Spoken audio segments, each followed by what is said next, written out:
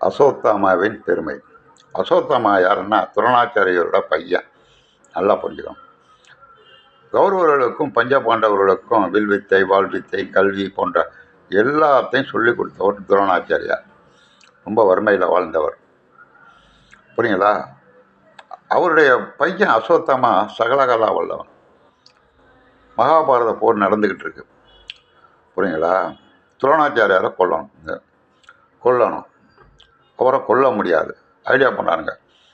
அப்போது அந்த படைகளில் யானை ஒன்று இருக்குது. அந்த யானைக்கு அசோத்தாமான்னு பேர் வைக்கிறார். யார்? கிருஷ்ண பரமாத்மா வில்லங்கத்தை ஏற்படுத்துகிறார். தர்மர்கிட்ட போய் சொல்கிறாரு, துரோணாச்சாரியாரை கொல்ல முடியாது. அப்போ அவரை கொல்லணும்னா அவருடைய மனம் உடையணும். அவருடைய பையன் அசோத்தாமா செத்துப்பட்டான்னு நீ போய் சொல்லும்போது அவர் மனம் மாறும். அந்த நேரம் பார்த்து அம்பை போட்டுடலாம் அப்படின்னு. தர்மர் அல்லவா, நான் சொல்ல மாட்டேன், அந்த மாதிரி பொய்ய சொல்ல மாட்டேங்கிறார். அப்படியா? இந்த யானை இருக்குது, இந்த யானைக்கு அம்பை போடுறேன், அது செத்து போடும். அப்போ அசோத்தம்மா செத்து போச்சுன்னு சொல்லு. யானைக்கு அசோத்தம்மா யாரா பேர் வச்சது? நான் வச்சேன், இப்போ தான் வச்சேன். உனக்கு என்ன? அசோத்தம்மா என்ற யானை இறந்து விட்டாருன்னு நீ சொல்லுவியா? அதில் என்ன, அது நேர்மை தானேண்ணா? அப்படி நான் சொல்கிறேன்னு ஒத்துக்கிட்டார்.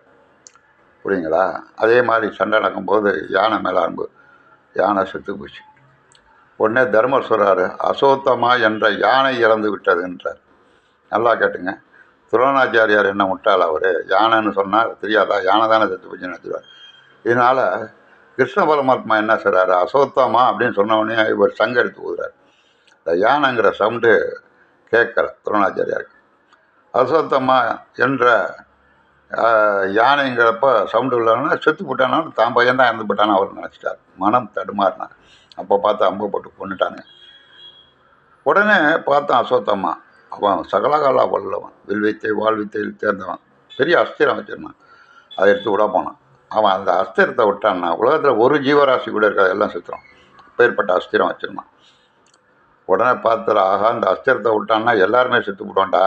கிருஷ்ணா பரமாத்மா போய் அவன்கிட்ட கெஞ்சாத ஒரே கண்ணார், ஏன்டா தர்ம நியாயம் உனக்கு தெரியும், நீ துரோணாச்சாரியார் பையன், இவன் ஒரு தப்பு செஞ்சானோ அதனால சண்டை நடக்குது, நீ தயவு செஞ்சு எல்லா ஜீவராசிகளும் செத்துரும், இந்த அஸ்திரத்தை விடாதன்னு கெஞ்சி நான் பார்த்தான். அதாவது மன்னிப்பது மிகப்பெரிய குணம், மறப்பது அதை விட மிகப்பெரியது. பார்த்தான், எல்லாத்தையும் மறந்து தொலைஞ்சிட்டேன், போங்கடா அப்படின்ட்டான். ஏன் தெரியுங்களா?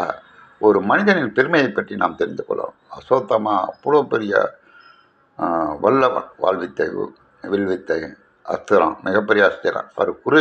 அவர் குரு அல்லவா, 2 பேருக்கும் கற்றுக் கொடுத்த குரு அல்லவா.